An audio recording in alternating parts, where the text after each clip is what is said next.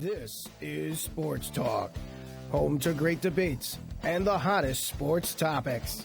Now, here are your hosts, Jeremy Farina, Justin Paolillo, and Holden Pirelli. Hello, North Haven, and welcome to this edition of Sports Talk. I'm Jeremy Farina here with Holden Pirelli and Justin Paolillo. Today we have lots of great topics, but we're going to start off with the Nuggets firing Brian Shaw after a controversial pregame chant when the Nuggets counted down the weeks in the season. They said 3, 2, 1, 6 weeks left. Holden, do you think this was ultimately the reason he was fired, or do you think it was because of the Nuggets' play? Well, I definitely think you can interpret that chant two ways. Maybe it was, 3, 2, 1, 6 weeks, as in, let's bring it together for these last 6 weeks and finish strong. But obviously, we know you have a very optimistic approach. Obviously, it was 6 weeks till the season's over, and I agree with their approach to fire Brian Shaw. It's easier to fire one guy and put all the blame on him than obviously trying to get rid of 15 players on a whole team. And frankly, that team needs to get blown up, and team needs to get blown up from the roster to the coaching staff to the general manager. You look at this Denver Nuggets team, the only talented players they have are Kenneth Faried and Ty Lawson, their point guard. Danilo Gallinari was once a star, but he's battled several knee injuries and hasn't looked the same since his days as a New York Knick. So Ty Lawson's an asset who probably wants to leave Denver because he knows he's probably not going to win for the foreseeable future. And he's a good point guard. You can get some great assets out of him in a trade. Kenneth Faried, obviously approaching free agency this summer or next summer, I believe. So he's another asset you can move for value. But this team with Brian Shaw, I knew it was never going to work out from the beginning because when this team fired George Karl, they were coming off a 50-win season, obviously made it to the playoffs, and George Karl won Coach of the Year for that season. And it was just puzzling how he got fired, and I think it was because their general manager left for Toronto. So obviously, when you bring in a new GM, he wants his own head coach. But this team really didn't gel with the philosophy of a Brian Shaw, who obviously coached under Frank Vogel in Indiana and Phil Jackson in the Lakers and prided himself on old school, traditional type play where defense comes first, offense comes second.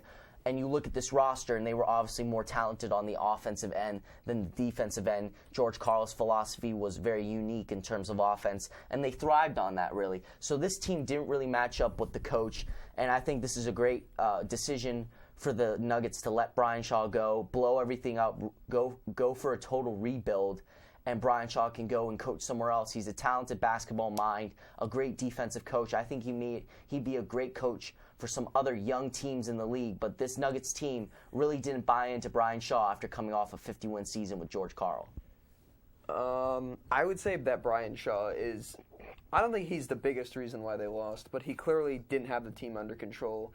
And the whole Nuggets organization, I mean, if you look at one team this year, and frankly the only team that really has no clear direction on what they're doing as a basketball team is the Denver Nuggets this year. I mean, you look at the other bad teams in the league, the Knicks. They're rebuilding for the future. They have a lot of money over for this offseason that they're going to capitalize on. The Timberwolves, they're trying to build around the core with Andrew Wiggins and Ricky Rubio and get another draft pick over the offseason. The Nuggets really don't have a clear-cut plan. They have some not mediocre. They have some, you can call them semi-stars in Ty Lawson and Ken Faried. They dropped JaVale McGee, who just got dropped by the Sixers again, and Timothy Mozgov got traded. So they don't really have any kind of direction they're going in. They're not trying to rebuild over the offseason. They're not going to get anybody. Maybe they get a good draft pick, but that's really not going to help them, next year. And they're clearly not doing anything this year. So I think they're really going in a bad direction here. I mean, firing Coach Shaw, maybe you could bring in, another coach who can maybe turn this team around. But as of right now, I don't really see, aside from completely just dropping all your players, Lawson, Freed, whoever, just dropping them and starting over fresh, I don't really see what they're doing here. And I definitely think that 6 week left huddle chant definitely has to do with let's just get the season done with. But as I mentioned earlier, I don't know what the season getting over with is going to do for anything. Nobody's going to. Who wants to go play in Denver right now? They don't. I mean, sure, Lawson could pass the ball, but other than that, what's there? I mean, they don't have a plan for the future. I think that team has a lot of talent. You look at the roster with Ty Lawson, he's averaging 10 assists a game. Fareed's a beast on the boards. They had a follow, but they got rid of him. Danilo Gallinari is a proven scorer. Wilson Chandler's a capable starter. They have a lot of talent on that squad. They just need the right coach. And philosophies didn't match up with the personnel. Brian Shaw's an old-school coach. Defense comes first, rough and rugged, play physical. Whereas you look at this Denver team, they were more of an offensive scoring team that didn't really do well on defense. They prided themselves on getting up and down the court, taking advantage of playing in Denver in that high altitude. I thought George Karl was a great coach for them, obviously got fired. Brian Shaw was just the wrong guy to come in because these guys were already veterans. They're not a very young team. They're more of a win-now type of team if you look at that roster. And Brian Shaw, being a relatively young coach, needs a young roster that he can mold. And the other thing is, too, I don't think they really had a great team chemistry all year. I mean, at the trade block, Ty Lawson, there's rumors the Pacers, he was going to be traded to the Pacers. Fareed has been rumored to be traded all year. They traded Aaron Aflalo for Thomas Robinson and a second-round pick. They dropped Robinson, so they pretty much got nothing out of Aaron Aflalo. Wilson Chandler was possibly going to be traded. They traded Timothy Mozgov. They didn't have team chemistry all year.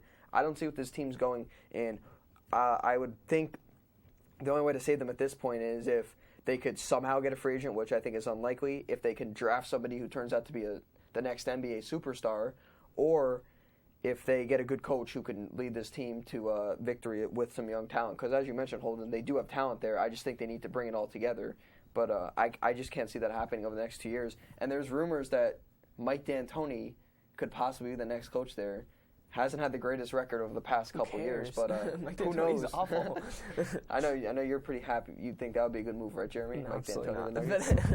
Anyways, I think that overall this team, regardless of who's coaching, I don't think they're talented enough to win the West. I think there's so many teams within the conference that have more talent than they do. I mean, look at Golden State sitting on top. OKC, when Kevin Durant and Russ Westbrook are both healthier, scary contenders.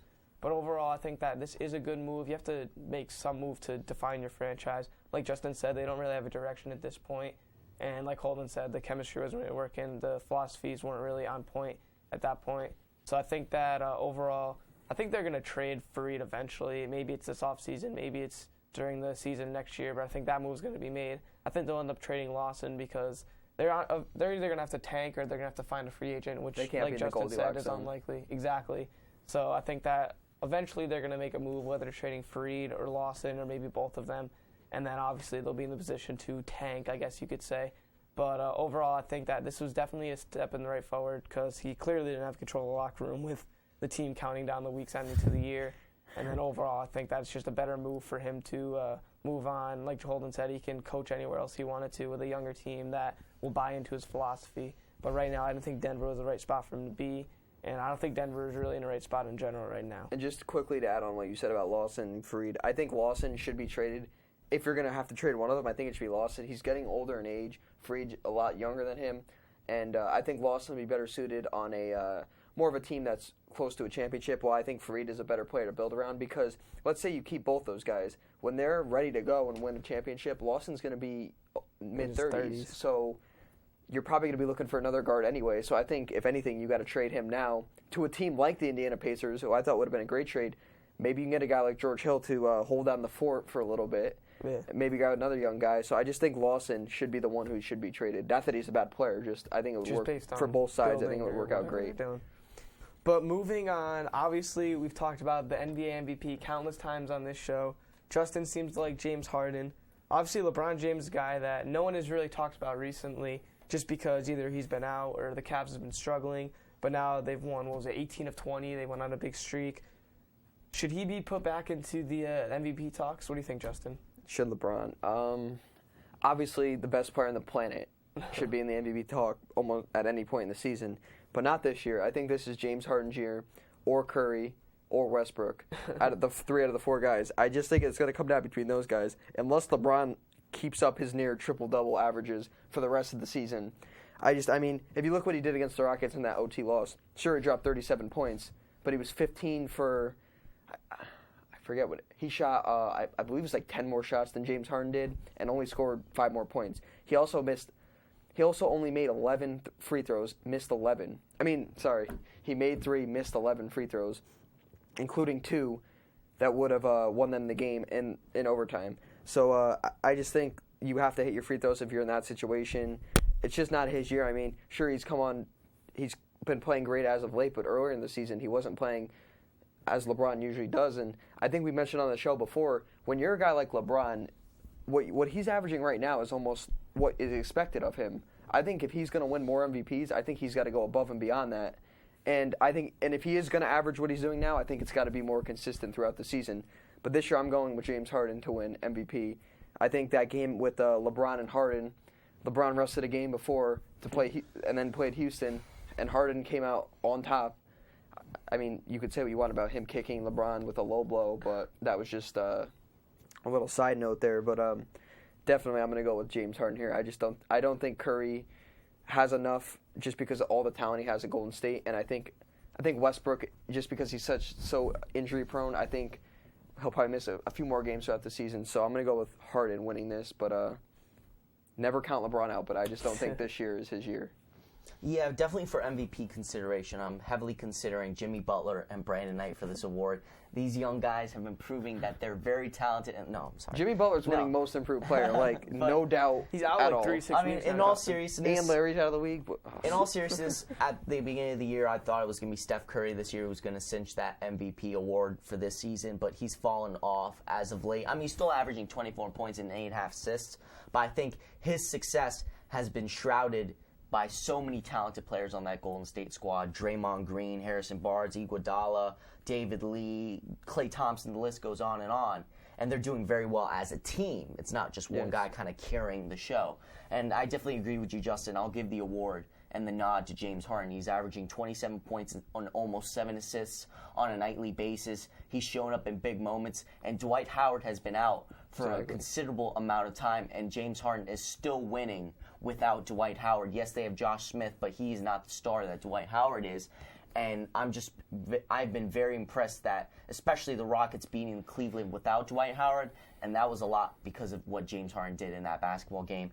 And you look at LeBron, he's averaging 26 points, 7 rebounds, 6 assists. He's having another monster season.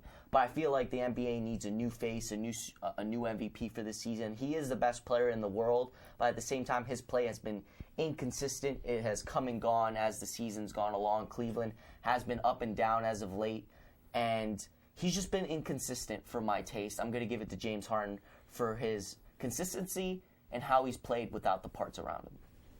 I do think a lot of LeBron James' inconsistencies do have to do with injury. I mean, he was hurt for a while. Kyrie was down for a little bit with the shoulder.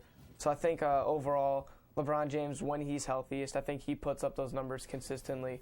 But I think it's hard to deny LeBron of the MVP. I don't think he's going to win it because eventually the writers, the guy who's vote for this, they get tired of giving the award to the same guy. I mean, that's why guys like Michael Jordan don't have as many as they probably should. I mean, Kobe, you could argue, should have more.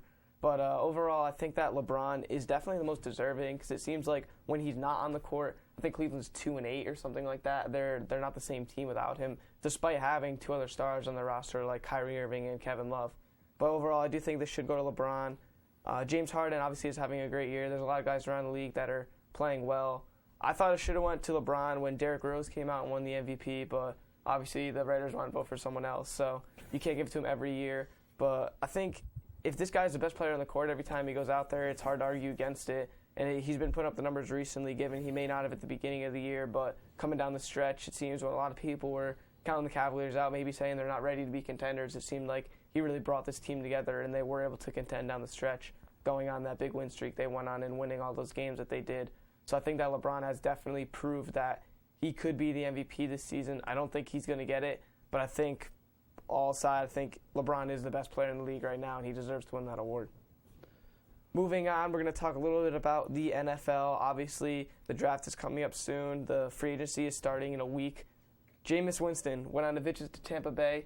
Looks like he's going to be the guy they're going to go with the first overall pick. Do you guys think this is the right choice based on who they could draft? Holden, what do you think? I definitely think after watching some of the combine and considering all the, what happened during the college football season, that Jameis Winston is a guy that you're going to take in this year's draft as the number 1 overall pick. Yes, he's had his off-the-field issues, but we've seen in the NFL today that to have success, you need a prototypical drop-back quarterback, a pure pocket passer, and the only person in that draft capable of doing it this year is Jameis Winston. Marcus Mariota was a product of that Oregon offense and what they ran in Oregon. It was unconventional. Even Chip Kelly for Philadelphia, the Philadelphia Eagles, is not running the type of offense he did at Oregon's. It's different now. They're using a lot more. They're using bigger athletes. Nick Foles is not an athletic quarterback. He's a drop-back passer.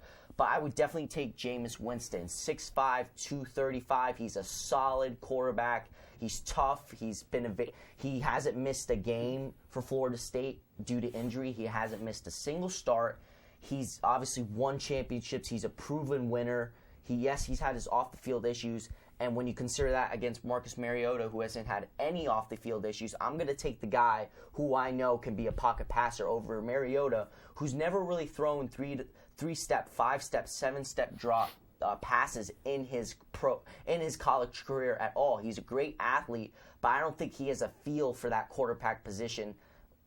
And I think Jameis does when it comes to what you need out of a pro. So I would definitely take Jameis Winston over Marcus Mariota. Justin, what do you think? I think in this situation, whether you get Mariota or Winston, your team's not going to come out bad. You're getting a good football player out of it. But hold on, I'm going to agree with you and say Jameis Winston here.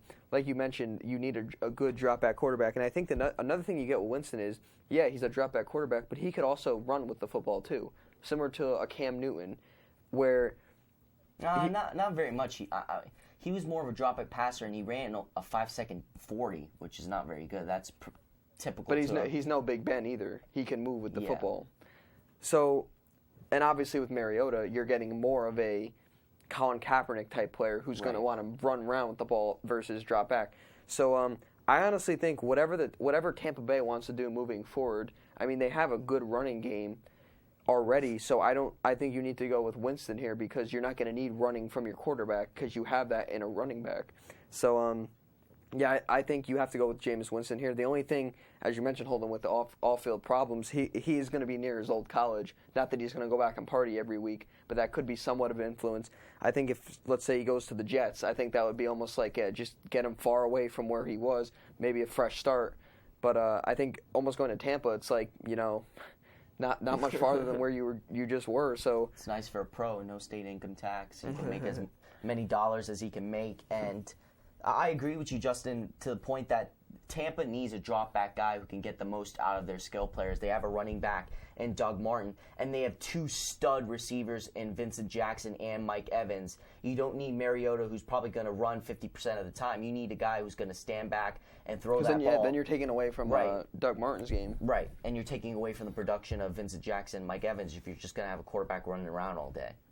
So, I mean, if you can get aside the off-field problems, I think he is a clear-cut first pick going to Tampa Bay. But if they don't want to take that risk, I would definitely go with Mariota as a good backup plan. But Winston, I would go with here. I guess you can almost compare the situation to, I'm not going to say these quarterbacks were as highly pursued out of college to the NFL. Almost the Andrew Luck, RG3 debate. There were rumors that the Colts might have considered taking RG3, but obviously they did go with Andrew Luck, and that turned out being the right decision. But if I'm Tampa Bay, if I'm taking one of these quarterbacks, I would probably go with Winston, just because, like Holden said, you need the drop-back passer in the league. The more running and the more hybrid quarterback, I mean, it works, but it doesn't seem to win championships. So I think overall you're going to take the drop-back passer. But I would have taken the rumored trade from the Eagles for the first pick. It was something like Nick Foles, LeSean McCoy, and I think it was 2 first-round picks. And all Tampa had to send was the first-round pick this year and Doug Martin. I mean, I think that you're getting everything you need with Nick Foles and the quarterback. You had LeSean McCoy. I mean, he had a down year, but you still consider one of the better running backs in the league. And then you still have 2 first-round picks coming your way. So I think that if I'm in any situation, I'm definitely taking that. I mean, I'm assuming that deal is off the table now, seeing that the LeSean McCoy trade went down for Kiko Alonso. But overall, I think that if I was in Tampa Bay's shoes and that rumored trade was a legitimate offer, I think I definitely would have done that over drafting one of these guys. But moving on, speaking of the LeSean McCoy and Kiko Alonso trade, obviously it went down. Philadelphia sending LeSean McCoy to the Bills, and the Bills sending back Kiko Alonso.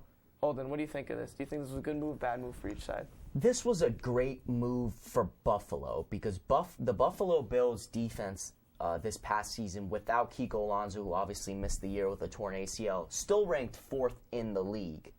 which is pretty good. If you have a top 5 defense, I think you're going to be fine with that one player. So in terms of letting Kiko Alonso go, that was all right because what they got in return was an all-pro running back who's only 26 years old, and LaShawn McCoy. The only thing that scares me about LaShawn McCoy is he had a considerable drop-off year if you really look at his statistics from this last season. Yes, he had over 1,000 yards rushing, but he had over 300 carries. He was only averaging like 3.5 yards a carry. 2,200 total yards the year before, so yeah, it seems like a drop-off. Yeah, it was a big drop-off for LaShawn McCoy, but if he can bounce back, he's only 26, so you can get at least another 3 to 4 years out of him. This is a great move for the Buffalo Bills, particularly for Rex Ryan, who loves that ground and pound type of philosophy that he had with the Jets when they went to 2 straight AFC Championship games. You know, the offense was, it was run, and let your defense win the game. So do they necessarily need a good quarterback? They really don't need a good quarterback, and they just need a guy who's going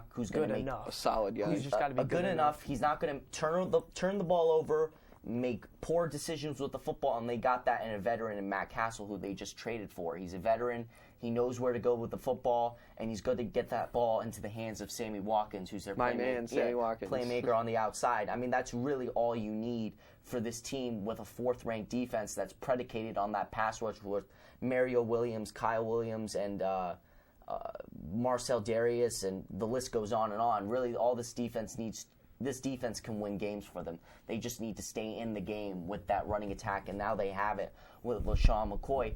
And this was a poor move for Philly because I'm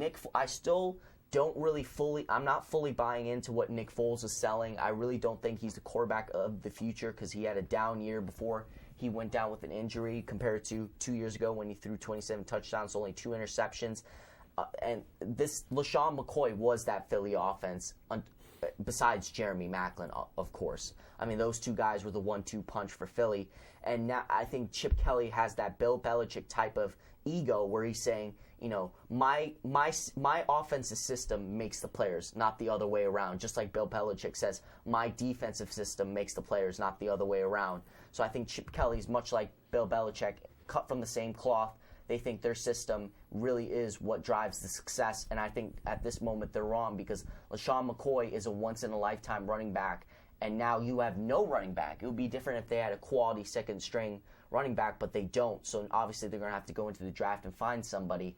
But I thought Buffalo made a good deal for this trade, and Philly got Kiko Alonso, who's a top 5 linebacker when healthy. He had 159 tackles 2 seasons ago. He's young. He's only 25 years old. Oregon guy reunited with an Oregon coach, but it's just strange because Philly's clearing all this cap space. Now we got to see what they're going to do with it. Yeah, Holden, I definitely like your comparison to the Jets of years past. I definitely think Rex Ryan had a big part in this trade. I mean, it's pretty much the same exact similar team as the Jets. I mean, you have a great running back, great defense, and a solid quarterback who can get the job done, especially on a 3rd down and they have a stud wide receiver in Sammy Watkins who's there for the future with McCoy. So I think that offense is great moving forward. And you can only get better as the seasons progress, and then the defense will always be there. And I think this was a decent move for the Eagles. I mean, the one thing that the Eagles have been lacking is defense, and I think in any way you can improve your defense is great. I mean, if it comes with the loss of a guy like McCoy, I don't know. It's just a tough move. I mean, I think something had to give, especially with the drop off. Maybe they feel he's not the future plan. Maybe they felt maybe it can only get worse from here. Maybe this year he only gets 700 yards carries and only goes down to maybe 2 yards per carry, and it gets worse. So maybe they just felt like we'll start fresh. Maybe they can grab another guy in free agency or draft somebody or trade for somebody. I mean, you see these running backs, Jonas Gray, come out of nowhere, so maybe that can happen to them. So I think you have a better chance of getting a running back out of nowhere than getting a good defensive player. So I think it was a decent trade for the Eagles. Great move for the Buffalo Bills, who many people now are saying that they're going to win the AFC East over the defending Super Bowl champions, the Patriots. So just one move, I don't know, but we'll see what happens. I like this move for the Eagles. I think this is a good move. I think you get a top 5 linebacker, like Holden said, but I think LaShawn McCoy and Darren Sproles are very similar running backs. I think that they're going to try to input Darren Sproles into the system more, and then you look at ton of names on the free agents list for running backs. Maybe they're clearing space to try to get maybe a DeMarco Murray or a Frank Gore, or maybe that they can get cheaper, or maybe even a Justin Forsett. And then there's so many guys you're looking at in the draft. I mean, you got Coleman from Indiana, Gurley from Georgia, Melvin Gordon from Wisconsin. There's so many options at running back, and it seems like this is the position that you can lose your maybe stud guy and then bring a guy in through the draft or through free agency. I mean, Baltimore brings in Justin Forsett. They expect him to be a backup. He turns out having a 1,000-yard season after the whole Ray Rice incident. And then didn't that happen with the Steelers too? With Le'Veon Bell was their second or third round pick. Turns out great. Jeremy Hill at Cincinnati, the same situation. Yep. So I think that there's a ton of situations where guys seem to let go of their star running back or looking the other way, and then they end up finding a guy that's good enough. So I think that the Eagles make a good move. They improved their defense. It wasn't the greatest. I think they were ranked 26th in pass last season. So that's obviously not where you want to be. I think this is a step forward for them. And if Chip Kelly believes that his system is what makes the players, then he's making the right move here, because you still have Darren Sproles, who arguably had a better year than LeSean McCoy last season. And you can obviously grab another guy through free agency. I mean, maybe they take Mark Ingram and try to do what they did in New Orleans with rotating them both in and out. But overall, I think that that's a good move for the Eagles. And I think it's a good move for the Bills, too. Like Holden said, Kiko Alonso was out all last year with a torn ACL, and they still had a great defense. So if you think you can continue to do without him, improve your offense by adding a dynamic runner. I mean, C.J. Spiller's there, too, so if they can... Didn't he get dropped? C.J. Spiller's a free agent this summer, so... Oh, that's C.J. Spiller's another free agent. That's true. I mean, he turned down the $4.5 million offer they had, so maybe they figured, all right, if he's not coming back, we got to get someone else.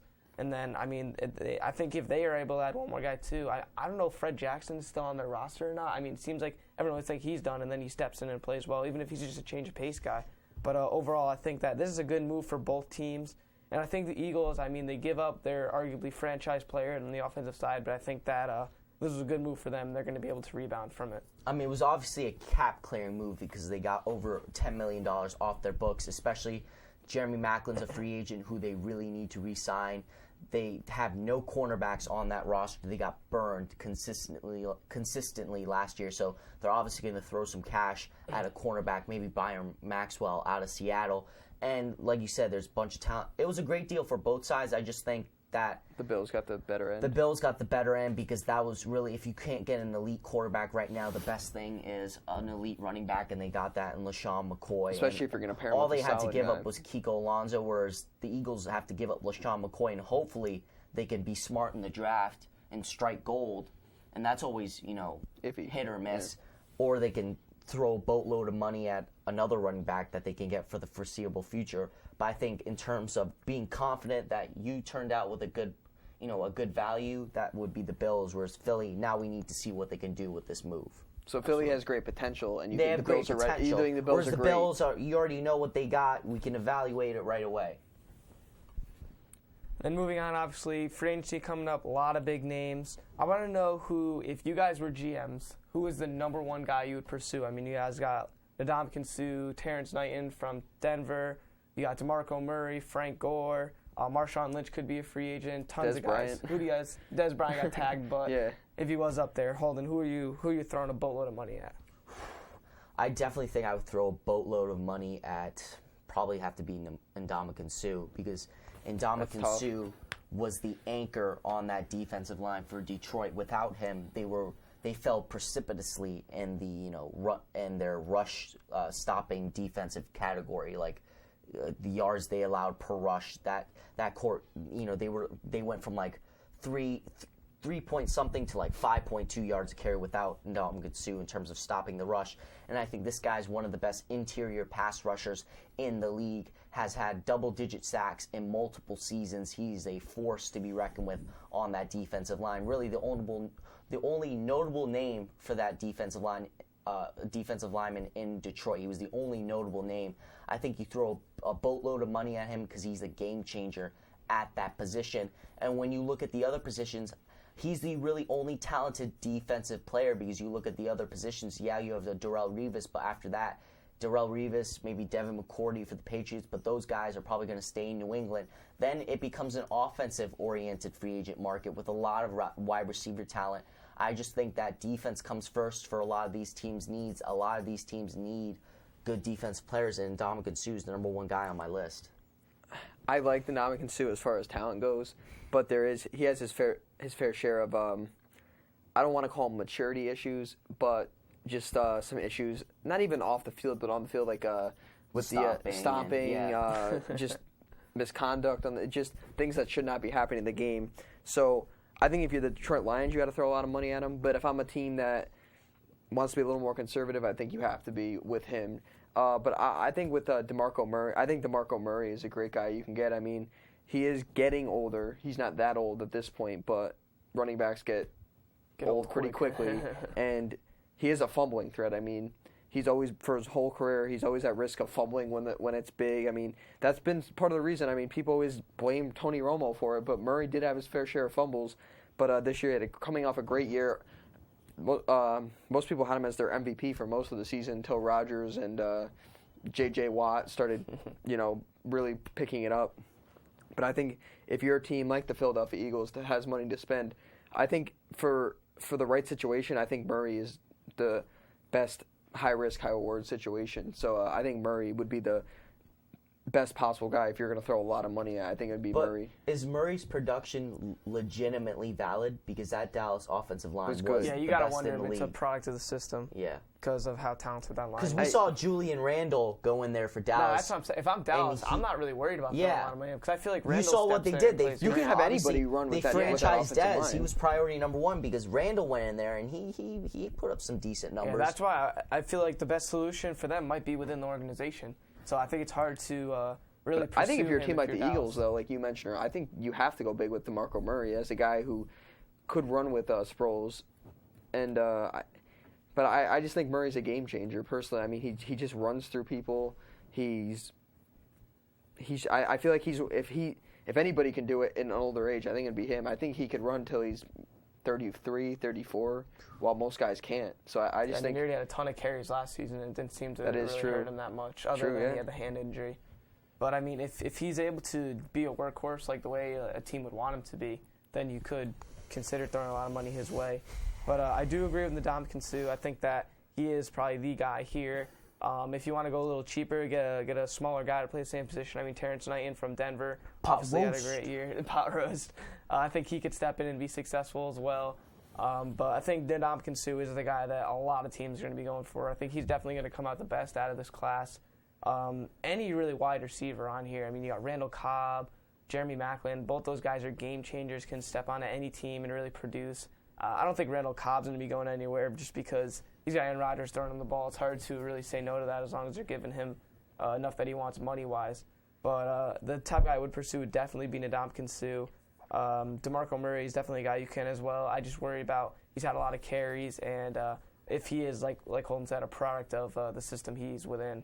But I think if I'm a team that's just really – it depends on where you are in the situation. If I'm a team that I feel like I'm a piece away, maybe on the offensive side, I think I consider looking to get a guy like Frank Gore for almost like a Steven Jackson type deal he had in Atlanta, where you're going to get quality out of him. Obviously, he's older, so you don't want to invest a ton of money in him or sign him to a longer-term deal. But I think that Frank Gore can really step into a system for a team that's been successful and can potentially help them win a Super Bowl. In the short term. Yeah, in the short term. Like if you're, I don't know, maybe like a team like Green Bay. That's not a great example for a running back, but a team that's right there on the cusp of being a Super Bowl contender. Adding a guy like that could be adding a guy like him can really be what puts you over the edge and really puts you in position to win a Super Bowl.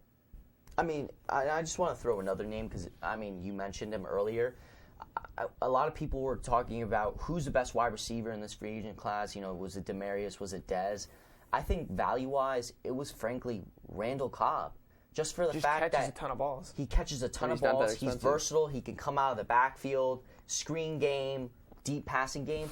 And he's only 24 years old. You can have this guy for the next 6 years, and you'd only be 30. Yeah. Whereas most of these wide receivers, if you lock them up to 5-year deals, once they're done, they're like 32, 33. They're probably about to You're only going to get potentially 2 to 3, years on the opposite side of 30 where you can feel comfortable about them having good production. Whereas Randall Cobb, you can have all 6 years of Randall Cobb, and he'd only be 30 and probably still produce. And you probably still sign him to another and he'd get better and better each year. It's scary to think what he'd produce 3 years from now after seeing what he did this year. So he'd be a guy I'd definitely consider investing in and throwing a bunch of money and knowing, hey, he's only 24.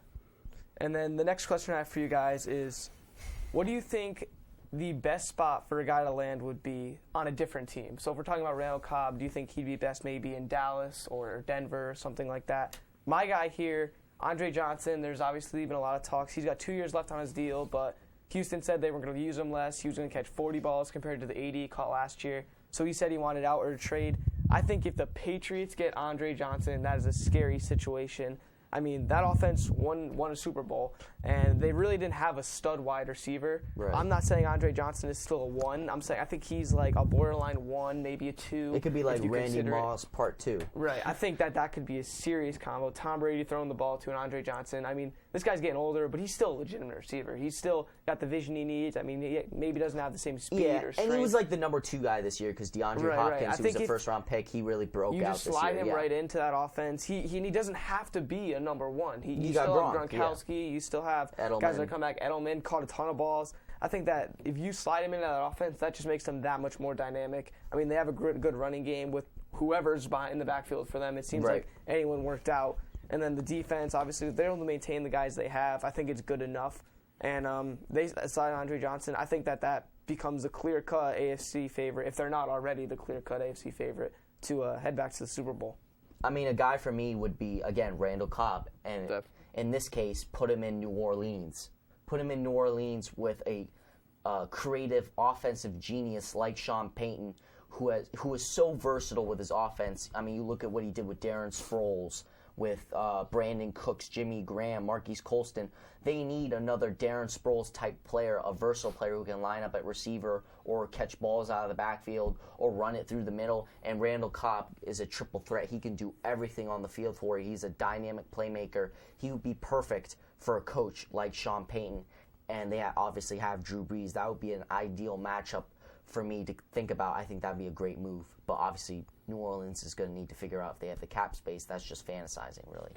I think if you're the Packers and you're going to let Cobb go, I think it wouldn't be all that bad because, I mean, you saw a guy come really into form, Devontae Adams, in the playoffs, who I think could step right in and fill that void left by Cobb. So if Cobb were to change teams and help a team like a New Orleans or maybe put him in Carolina, possibly. Kansas City. Benjamin. Kansas City seems to be the wide receiver destination, a team that's going to be really definitely. If they can go to a team like that, it wouldn't be that bad, especially with a guy like Rodgers, who could make almost any wide receiver a good player. So I think if a team's going to lose anybody and not have that big of an impact, it would be him. I mean, obviously Randall Cobb's a game changer when he's in the game, so the Packers aren't just going to be like, bye Cobb, like we don't want you anymore. But I think if it was a mutual, like, he signs with another team, I don't think the Packers would suffer too much of a loss from it because they have the guys who could step in. The only scenario where Randall Cobb leaves is if, I don't know, Kansas City comes out and says, 7 years, $70 million. What do you think? They could give him some serious money. And that would be great because they really have only had Dwayne Bowe, and that's it. As far as they receivers had go. Travis Kelce, who broke out this year at tight end, and Jamal Charles. I mean, well, Charles, but they haven't really had that whiteout. Yeah, I mean, Dwayne Bowe, like they need a wideout. I'm just saying, they have a tight end, they have a running back. They just need like another wideout. I think Dwayne Bowe's at the stage where he's a 2, maybe a 3. He's a 2. And if you can, it's funny is you look at Dwayne. I'm sorry for interrupting, but you look at Dwayne Bowe's stats, and his 2 best seasons came before he got the big money deal, and after that, he's gone way downhill. Yeah, Kansas City's in the same situation they were when they had to sign Dwayne Bowe, where they just need someone to step in. I mean, they were right in the playoff race right there with Alex Smith as a quarterback. Really didn't have that many weapons around him. I mean, you argue Dwayne Bowe and Kelce and whatnot, but if you could put another guy in there, like maybe a Randall Cobb or Jeremy Maclin has been rumored to be one of their top targets, that offense go play with Andy Reid. Andy Reid, absolutely. Moving on, I want you guys to give me a guy who you feel isn't really going anywhere, who you think is going to re-sign. For me, I think it's Terrence Knighton from Denver, the defensive tackle. I mean, maybe if they can give Ndamukong Suh big money and bring him in and put him in that situation, obviously that's a better fit. But Terrence Knighton still was ranked an A- on Matthew Berry's top guys. So I think that he's definitely going to stay there. Denver doesn't want to lose him and have to be in the situation where they have to replace him. So I think that if anyone's not really going anywhere, him or maybe Jeremy Maclin from Philadelphia. I think that they know they need a dynamic wide receiver. I don't think Riley Cooper and Jordan Matthews are going to cut it. I think having all 3 of those guys really in your arsenal is the best situation for them. So if there were 2 guys, those are the 2 I would think that are staying put. Yeah, I definitely agree with you there, Jeremy, in terms of Jeremy Maclin. Obviously, when you cut LaShawn McCoy and a couple other players on their defense and their offense, they cleared a ton of cap space to pay Jeremy Maclin top dollar because they don't have a number one receiver unless they have him. They had Deshaun Jackson. They let him go because Jeremy Maclin was coming up in his contract year. He is a guy they need to re-sign. He is a number one playmaker, game changer. That guy needs to stay in Philly. Otherwise, if I look around the league, really, I think the Patriots need to re-sign Darrelle Revis, and I think Darrelle Revis and McCourty, I think both those guys are going to stay and take sort of discounts, hometown discounts to stay with the Patriots because they are Super Bowl champions, perennial double-digit win seasons. They're a stud team, and Tom Brady has shown no signs of slowing down. And the Patriots always find a way to keep star players, and I think Darrelle Revis loves the feeling of winning, and if he looks around the rest of the league, there's no other situation better than what New England has to offer, winning. I agree with you guys with Jeremy Maclin because I think he's got to stay there. They committed with him. They committed to him. I think, maybe not with the money, but I think he's just their guy. But I think Ndamukong Suh needs to stay in Detroit. I mean, maybe him moving cities would help with the sort of on-field issues. But I don't think that's so much of a problem where you can't give him the money. I think he's got to stay there. And as Holden mentioned, they don't really have another, like you said, can you name another guy on that defensive line that's great? Sure, they're solid players, but Suh's that anchor there. So I think if you let him drop, I think that team drops dramatically on the defensive end. I mean, you still got Megatron and Matthew Stafford, but I think the defense would suffer, and I think the team as a whole would suffer losing a guy like that. So I think Ndamukong Suh needs to stay in Detroit, especially because every year they're so close. And like we mentioned earlier, I think it was a couple weeks ago when we mentioned the Lions are just that team that always looks great, and you always say, well, what about the Lions? And then December comes and they lose a couple games, and then they had a horrible no-pass interference call in the playoffs, lose to Dallas. Exactly, and it's just and who knows? Maybe they're in the Super Bowl if that pass interference call goes their way. So it's just I just think you got to keep Suh just to see how it turns out. I mean, you have the pieces already there. You're in a weaker division, so I just think you have to keep Suh in Detroit. And if I may just interject quickly, I just got a text from my Miami Dolphins insider, Gary. Brian Hartline just got cut from the Dolphins a few days ago. He is a quality number 2 receiver, had consecutive 1,000-yard seasons for the Miami Dolphins. He's only 28 years old. They cut him to save cap space, but there is potential for him to return. But he would be a valuable addition, according to my insider, for other teams in the league. Absolutely. Moving on, I want you guys to give me a guy that's going to make a decision that might shock people. You're going to say, oh, why'd he go there? Something like that. For me, Marshawn Lynch goes to Oakland. I think this could happen because Oakland obviously doesn't really have much. I mean, they have a lot of cap space. They can give someone a big deal. I think that's where he's from. So I think he would like to go there, just be in his home area and be around fans. I mean, it's a team he grew up loving. So I think that would be a good area for him. And you can argue that offense would become pretty solid if they were to get him because you have Derek Carr, developing quarterback, Marshawn Lynch in the backfield. I mean, looks like they're going to draft Amari Cooper in this upcoming pick to add to their wide receiver depth. And the defense, I mean, they got a lot of young guys if they can mold it. Charles Woodson that's in the secondary. If he can create some leadership, mold this team around it. I'm not saying they're going to be contending for Super Bowls or anything, but I think that Marshawn Lynch gets to play in front of his home crowd. He likes that environment, and then the team can maybe be more successful than they have been in sports in a couple of years. For me, it's Antonio Cromartie going back to New York. Yeah, I was going to say that rejoining the Jets. I like that one. Yes, he's 31 years old. Why would you leave a situation in Arizona where they obviously made the playoffs this year and had a great season, but Todd Bowles, the defensive coordinator for the Arizona Cardinals, took the head coaching job with the Jets. Cromartie played under Bowles this past season, and Cromartie, I think, frankly, loved playing in New York. He was cut by the Jets, which is how he landed in Arizona, and I think he'll get a decent money deal and would love to go back to New York and also play under his old coach in Todd Bowles. That, for me, is a move that could possibly happen. I have two here. One, DeMarco Murray going to the Eagles. I think it would shock a lot of Dallas Cowboys fans who they've been just division rivals for as long as you remember. It's always Eagles-Cowboys, and then he goes and signs with them. Another, I could see Mark Sanchez somehow finding his way on the Buffalo Bills. Let's Just go. playing with Rex Ryan. That would pretty much be the same Jets team. You have the same coach, the same quarterback, a great running back, and a good defense. That would pretty much be the Jets team. The same conference, the same division as well. And just one playmaker at wide receiver. I mean, for the Jets, when they went to the AFC with Santonio Holmes, Sammy Watkins. Obviously, the age difference is Right. there, but especially if Murray goes to the Eagles, sure, it's great for me because I'm an Eagles fan. Well, I think I'm a Bills fan now because I love Watkins and McCoy's there. What's with you and obscure franchises? I mean, the Bills. He's a Bucks fan. I'm a Bucks fan. Listen, the Bucks. We might get to this. We're going to get to this topic later about teams that are moving into the future. Oh, you think the Bucks are serious? No doubt they're the Bucks. Succeed, right? Yes, and they don't even have. Yes. They dropped the best defensive center in the league. About the Jets' number 2 receiver, Plexico Burress. Had a great career in New York. Did absolutely fantastic. Plexico Burress. He had one game where he caught 3 touchdowns, and he caught 2 touchdowns the rest of the season. But I mean, the Jets have Percy Harvin. How about so David Tyree going back to the Giants? That's a big move. Let's go with that one. That's a big move. You know what else would be a big move? Mark Sanchez going back to the Jets. What if that happened? Or how about Tim Tebow going anywhere? That would shock everybody. Wait, what are you talking about? Tim Tebow just signed with the Dolphins.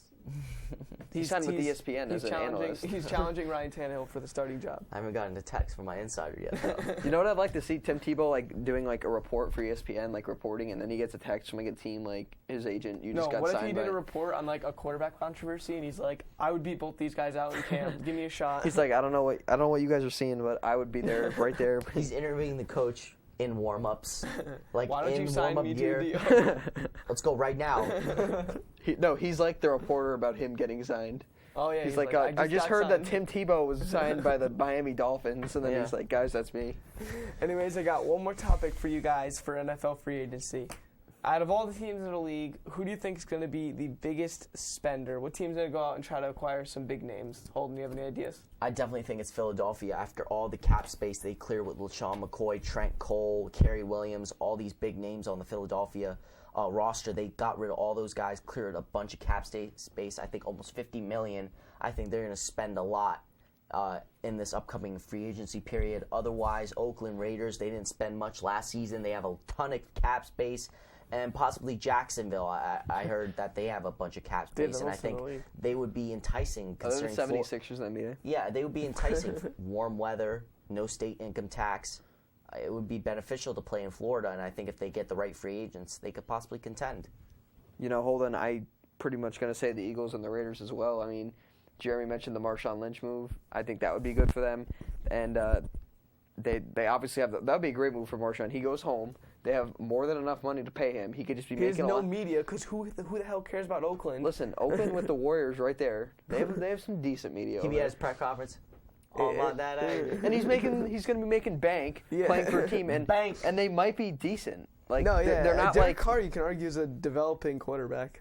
People think he could be serious. Oh no, he's not. And then as far as the Eagles go, I think this move is almost like. It's almost like shocking people now. Why would you get rid of one of the best running backs in the league? Yeah. But then I think they're gonna make a big splash in free agency. It might not be how many guys they get. It might be who they get. Whether it be a Murray, whether it be maybe they get a guy like Randall Cobb who can help out with Macklin. I think it's gonna be a defensive guy because they have no corners. Do you think they can get Sue possibly? They could possibly get Sue. And then they get Kiko Alonso. No one's running the ball. No one is running the ball. I don't care if Murray's still the Cowboys. You need someone with the secondary because you look at the wide receivers. You look at the wide receivers in that division. You got Odell Beckham, Des Bryant. You got to have an answer for these guys. Odell Beckham Jr. is getting hurt week 2. He's tearing his ACL week 2. Are you wishing harm on the Giants? No. We're going to have some angry callers. I'm just saying, as far as the Giants go, they always get these receivers who get hurt. What do you Don't say that, because Victor Cruz never got hurt. What are you talking about? No, Sammy Watkins better not get hurt. I got Larry Sanders getting bought out, and Jimmy Butler just got hurt. He's retiring to pursue an art career. Jimmy Butler's hurt, and now Sammy Watkins might get hurt. Justin, you're killing me, man. I have a question for you about basketball. All right. Are the Chicago Bulls done? No, they're not done. Why aren't they done? Jimmy Butler's Tell coming me how back. They're not done. Jimmy Butler's coming back in 2 to 3 weeks. Rose will be back for the playoffs. Rose, there's no way. No, Rose is playing. No, in the Rose. postseason. He's already in rehab right now. He's already working out. Justin. Rose will be back before the playoffs start. Pau Gasol is playing out of his mind this year. Joakim Noah is actually starting to play basketball. Before that, he was doing nothing except rebound. Now he's actually passing the ball like we know he can. He is scoring like we know he can. He's playing defense. He's getting the crowd fired up. Aaron Brooks is a guy who could just drop 20 in a quarter if he wants to. Not going to do it consistently. They need a quality backup when you got Derrick Rose. Yeah, well, that's why they got Brooks, right? Taj Gibson, Nikola, Mirotic coming off two back-to-back 25-point games. So they're definitely moving in the right direction, especially when my main man Jimmy Butler comes back. Rose will be back for the playoffs. The Bulls are nowhere near done. I think even if Butler and Rose didn't come back, this team would still be a decent team in the playoffs when you have Rose, Noah, Dunleavy, who could shoot behind the arc. Tony Snell has been having wouldn't call it a breakout year. Who the hell is Six Tony man Snell? of the year kind of year. Not six man, but Snell. it's not. No, Snell. Tony Snell. Justin, give me a plus or minus. How many playoff games did Derrick Rose participate in this year? How many will he play? Yes. All of them. 5. What More are than you? five. More than Wait, five. Are you talking Plus or about? minus Are you five. talking about they I'm play? talking about like odds he played. How many games when the whole season's over for the Bulls? How many playoff games did Derrick Rose participate Based on in? what I'm hearing now, he's going to be playing all the playoff games that the Bulls play. Justin, No, he'll Justin. miss one game. if Derrick Rose plays in every playoff game, I will get you a date to prom. That is a daunting task. Now we Justin. can't. A We daunting can't. task. We can't just. Are you talking about like the possibility of getting hurt during the playoffs? I'm talking about like Derrick Rose comes back from his current injury and plays in the So postseason. so there's no. So you're just assuming he's not getting hurt in the playoffs. I'm assuming he's playing in the playoffs if he's ready after this tournament. Okay, so if he plays all the games, he won't get like another injury. He won't get another No, he'll injury. play all the games. All the games. Based on this injury, he'll play all the games. I think he can't take another. The Bulls aren't done. Why can't he? Why Jokic- can't he? He's could done it you before. The Bulls aren't done. They're going to play better defense without Rose in this stretch. Joakim Noah is going to get healthy. You know, he's getting healthier. He's going to be the all-pro stud he was last year. Obviously, you said not Carlos Boozer. Pau Gasol is playing out of his mind. Boozer had his first Boozer's double playing double out of since his mind. January the other night. Pau Gasol is playing out of his mind. He had that great post. Jimmy Butler's out hurt. Taj Gibson's out hurt. Derrick Rose is out hurt. So it's basically going to be the Gasol and Noah show for the next 6 Tony weeks. Snell. Which is really all you need in Get out of the here with East. Tony Snell. Yeah, Tony Snell's all right. Which is really all you need in the East. You just need those two big guys. I think they'll make it into the playoffs. I don't know where they're going to be in the playoffs. They could possibly match up with the Wizards. Butler will be back in the Here's playoffs. Here's my question. In a 7-game series, Okay. do the Bulls beat the Cavs? No. Wait, are we talking No. full strength? Full Full strength. strength, do the Bulls Yes, beat the the Bulls Cavs? beat do the not Cavs. beat The the Bulls Cavs. beat the Cavs. No, Because- tell me how they beat No, the Cavs. because Justin. I will explain why they won't beat the Cavs. All right, and because then I'll explain why they Rose, Derrick Rose will will come choke. back. He will be rusty. Out 6 to 8 weeks, he will be rusty. He will try to get that chemistry going again with that lineup, and it will not happen because it took 5 months for it to happen before he got hurt again. Jimmy Butler is out. He will have to reinsert himself and get the chemistry going again. Taj Gibson, we don't know when he's going to be back. He's just been out forever. Tom Thibodeau wears that team down. They're going to be tired. They're going to be limping into the offseason. And the Cavs are just surging right now. They started out rough, but Kevin Love, JR, Iman, Kyrie, LeBron, Mike Miller, Tristan Thompson, James Jones. Mozgov is playing harder than he's ever played. This team's at full strength, and they're surging. They are going to annihilate the Bulls. Oh, they won't annihilate because them. the Bulls, This is a sweep. they're not be a going sweep. to crush them because the Bulls aren't going to come up with the team chemistry Because the by Bulls playoff don't time. have Carmelo Anthony. That's why, Justin. Because- No, they could win without Because him. the Bulls are picking the worst time to have long-term injuries right now. Right on the heels of postseason play when you need to be Well, playing I don't the know best if they team were like. I basketball don't know of if they your were life. like. Let's all I don't know get if they hurt picked right this. now. Yeah, so But here's this is why they can and will win. What? Oh, I'm not going to say they will win, but they could definitely. I'm writing this down. All right, they could Justin definitely says win. Bulls win.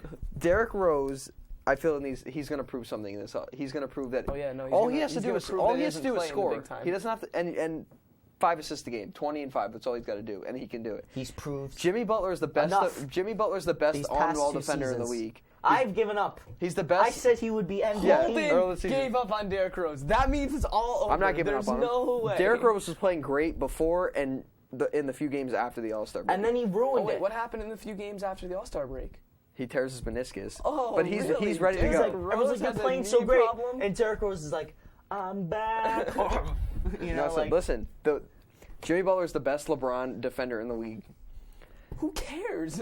You're not going to. It doesn't matter You because slow LeBron down. in the slow him down. postseason, LeBron's going to go into the post, and it's going to be 260 pounds versus like 210 pounds, and he's going to crush him. Jimmy can guard anybody. Or he's just gonna go, oh, I got Kyrie. And then you look at it. Bang. Pau Gasol. Who's going to guard Pau Gasol and Noah? Tristan Thompson is undersized to guard both those guys. And Timothy Mozgov can't guard both of them. What I'm saying is you're going to put so much. Noah's not an offensive threat, though. You're going to put so much onus right now on Gasol and Noah to carry you into the postseason that come to postseason, those two guys are going to be worn out and just exhausted. Then you're going to rely on Jimmy Butler, he's going to be so preoccupied being responsible for all the scoring because Rose is going to be trying to get back into the lineup. That Butler is not going to do a great job on the defensive end of the floor. Butler guarding LeBron. That guy plays 48 minutes a game. Derrick Rose is going to be 110% and decide not to play because No, he'll play. Trust me, they can win. And then the Cavs have no inside scoring whatsoever because Love likes to sit in the corner and take threes. But he can play in the post. If he really wants to. LeBron can play in the post. LeBron can play in the post, but it's going to be tough. Kyrie can handle and dribble and Kyrie can penetrate. do this thing. This is what it is. And this will be the postseason. LeBron carries the ball up. You have Love in one corner, Kyrie in the other. He penetrates and kicks it out to somebody. You know what the worst part is? So that's going to work. It won't work. That's the It won't worst work. part. Is it's going to work. I'm telling you, the Bulls can. I'm telling you, the Bulls can win. Listen. I'm not counting them out. It's not going to be a sweep. No, because I'm about ready to hand the Cavs the trophy right now. I'm about Kevin Love ready to do it. playing. Wait, you think the Cavs will win the The NBA Cavs title? are winning the finals. No. Listen, I'm taking my Thunder pick off the boat because KD went down. So Look, I'm done. Kevin Love playing the power forward position. He's going to be, like you said, out by the 3-point line. What's that going to do? It's going to pull Gasol away from the basket. Then they put Tristan But Gasol's Thompson. not a good defender anyway. And then LeBron can just drive to the rim, and I'm sure he can blow right past Joakim Noah. He can't blow past Butler. He can't blow past Butler. No, he He'll can't. just beat him up. He Pick can't and blow past roll. him. Boom. I'm telling Right you, to the Bulls. basket. Hamden Regional style. The Hamden Regionals. Listen, yeah, the Hamden Regional. if we had the Hamden Regionals refs, who wins? Hamden Regional refs. Everything's a foul. The Cavs would win that way because. Actually, no. I think the Bulls would win with the Hamden Regional refs because Pau Gasol would draw a foul every single play. Right. But LeBron would draw. You know what? I think this is incredibly disrespectful that we're talking about possibly a Bulls Cavs Eastern Conference Hamden Finals Regional refs. when we have obviously our super fanatic Atlanta Hawks fan Josh Palillo at home on his couch right now. I never said it was going to be the Eastern screaming at the Conference television, Finals. saying, "Why aren't the Hawks in this discussion?" Well, no. Listen, The question can the Hawks is. dethrone the Cavaliers? No, they're one piece away, and it's Kawhi Leonard. They need Kawhi Leonard is not a max Kawhi player. Leonard is a max player. Justin. Josh, He's a who do product you of the want system. in an Atlanta Hawks uniform? Kawhi Leonard, when he's on the court, when he's healthy, he's a good player. The guy Doesn't can. mean he's a max player. He is. He's a max player because of his defense, which is underrated in this league. Just like Jimmy Butler's a max player. No, Jimmy Butler's a max player. One good season, you can't. Yeah, I'm not just going to throw like $20 million. And he's only averaging 20 a game. It's not like he's dropping like 25. Still, dude, Jimmy's a game changer. And the guy plays. He'll give you 40. He'll play in the playoffs. He'll average 47 minutes a game. He'll sit on the bench 1 minute. That's true. I mean, He John does just Wall play. barely got a max contract, and he's averaging almost 10 assists. So, can you give a max contract to Jimmy Butler?